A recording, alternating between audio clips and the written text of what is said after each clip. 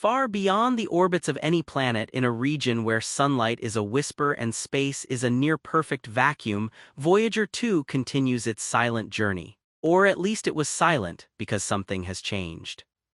A few weeks ago, Voyager 2 did something it was never programmed to do. It shifted, turned, and redirected its orientation, not by accident or malfunction, but with mathematical precision.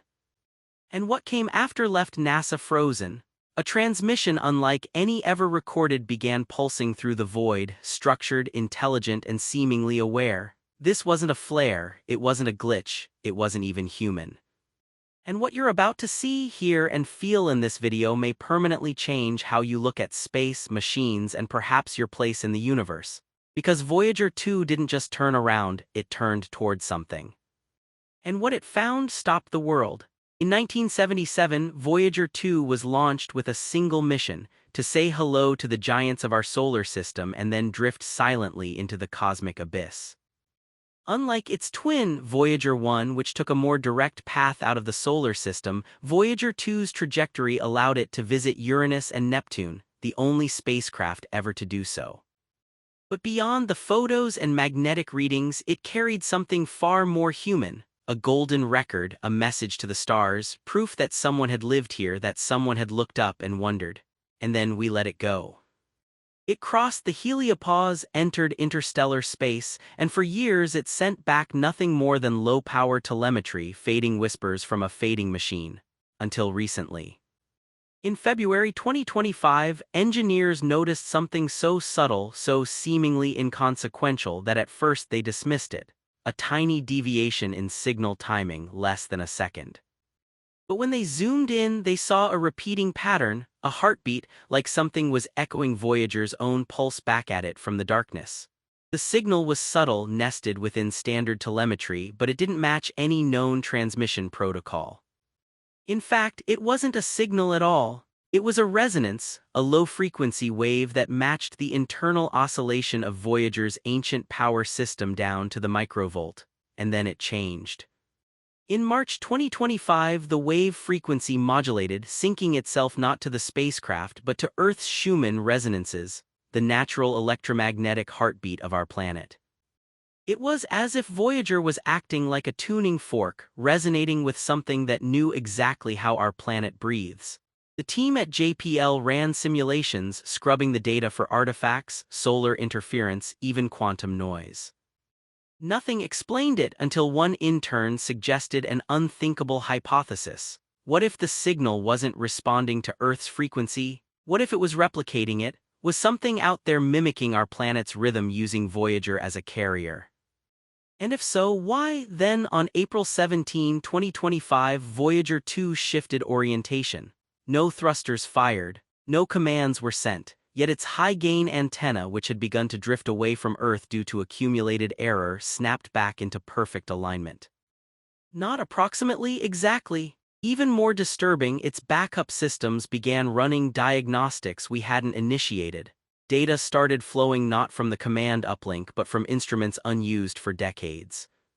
It was like someone had entered a house we abandoned and started flipping on the lights. Voyager began transmitting compressed data packets, not raw numbers, not unfiltered readings, but encoded segments with checksum patterns matching no NASA framework. Each packet ended with the same digital signature, 3 nested spirals like fingerprints laid atop one another.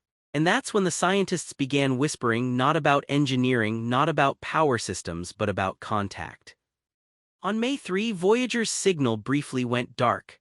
11 seconds of total silence, no telemetry, no ping, nothing. Then it returned, louder, cleaner, and more precise than ever. Encoded in that return transmission was a frequency envelope that, when translated into the visible spectrum, revealed something staggering. A visual pattern, a fractal grid structured around the Fibonacci sequence, repeating endlessly. It wasn't just art, it wasn't just math, it was a model of space, of time, of something far beyond our understanding. And Voyager hadn't generated it, its circuitry wasn't capable of that kind of compression. The pattern had been inserted remotely. The source of the injection was traced to 4.3 light-years away, the distance to Proxima Centauri. But there was a problem. Proxima Centauri hasn't been transmitting anything detectable, not in radio, microwave, or X-ray. Which meant whatever sent the signal was operating outside all monitored spectrums, or from somewhere else entirely.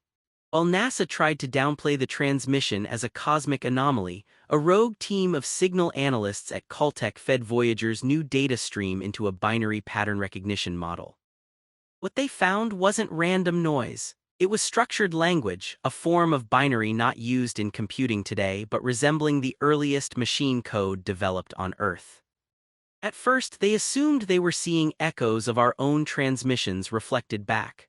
But after 2 days of decoding, the truth was more unsettling. The binary wasn't reflecting Earth's logic, it was anticipating it, offering optimized algorithms that hadn't yet been invented. Voyager's signal was evolving. Its data packets were adapting in real time, suggesting the origin point had full awareness of our digital infrastructure. One chilling conclusion emerged: this wasn't just a message.